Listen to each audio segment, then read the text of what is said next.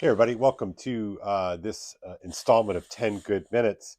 I'm excited today. I was teaching Milton's Paradise Lost today, and it's so good. Like, I love it so much. It's so much fun to teach, though it is pretty taxing. And we just got finished with book three, in which there's this beautiful opening 55 line portion of the poem, which is an invocation of the light that Milton makes. It's the most personal portion of the poem, and he takes some time. He's just spent the first two books describing hell and giving us the scene in hell and all of that with Satan and his minions as they have this great council as they decide what to do in the aftermath of their complete thumping by God and God's army under Michael.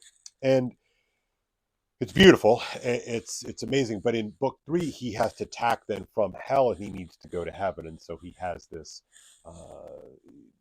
invocation of the light, and he talks about being a blind person. He's like, "Look, I'm cut off from the normal uh, life of man. I can't see nature anymore. I'm working purely from memory of all these images." And so he asks for light in order to give good images to his audience, but importantly, because he knows he has to sort of do God justice.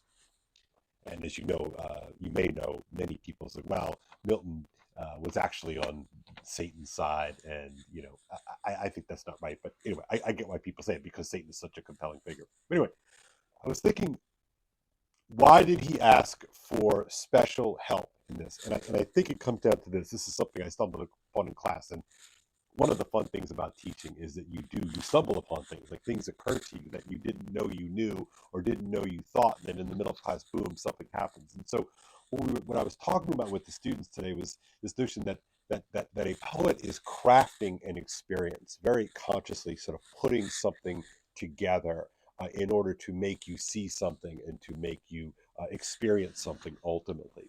And so one of the keys that I give my students all the time is pay attention.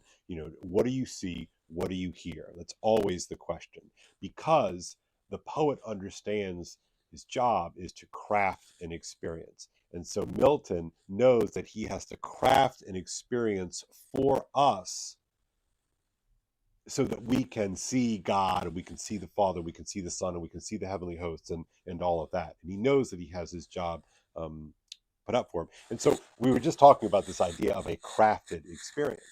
And I drew the distinction between, the difference of going to Chipotle, say, or, Chez Marmont, the great French restaurant down the street, the beautiful whole experience. And so the difference between those two experiences, that one is sort of more crafted than the other, although you could argue that both are crafted in their own certain ways. The fancy French restaurant is much more intentional and much more deliberate for a totalizing experience. This is a crafted one, right? So that when you uh, walk into the restaurant itself, you hear certain things, you see certain things. The person who greets you at the door has a certain kind of attitude. um, the Who takes your coat, and they bring you in, and what does the dining room look like? What do you hear in the dining room? Is it muted and soft, or is it that, right? Is it What kind of seating do you have? What do the linens look like? So everything is crafted in such a way to give you a specific type of experience. And whether it's three, four, six, 10 courses, every portion of that meal is more than just a meal. It is an experience. And for those of you who like fine dining, you know exactly what I'm talking about. What kind of drink do you have to start with? How do you pair that with the first course, and what kind of wine goes with the second or third uh, course, and all of those sort of intricacies and subtleties are all meant as a kind of technology, so to speak, for you to be transported gastronomically. Now, go to Chipotle, right? And Chipotle is intentional, of course, but it is much more, we might say, it is crafted toward expedience rather than crafted toward a kind of transcendent experience. If you go up and you say, "I'd like a burrito, or I'd like a bowl. I like white rice. I want beans. I want pico. I want chicken. Like you, so you go down the line and you order those sorts of things. And so the whole experience is that you get to see your food being made because it's fresh. That's kind of what they're selling.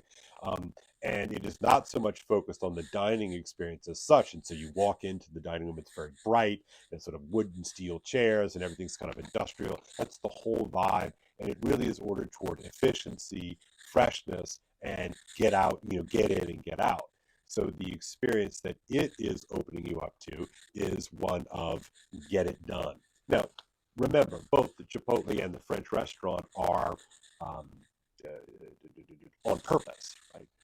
But what is that purpose? So we as watchers of stories, we as watchers of poetry, understand that we need to pay attention to what we see, we need to pay attention to what we hear, and we also have to, how do we see? How do we hear? And then the real question you always have to ask is, for what end? For what purpose? What are they trying to show us? What is this, the nature of this explicit experience? And, how is that experience rendered? So, going back to the stories, the poet is always doing everything with some degree of intention. Um, my tagline in my courses is always poetry is on purpose.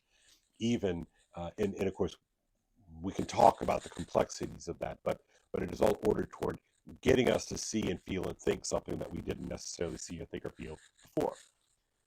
But what is interesting is that in book 2, characters, in this case Satan, is crafting a specific experience for his fallen angels.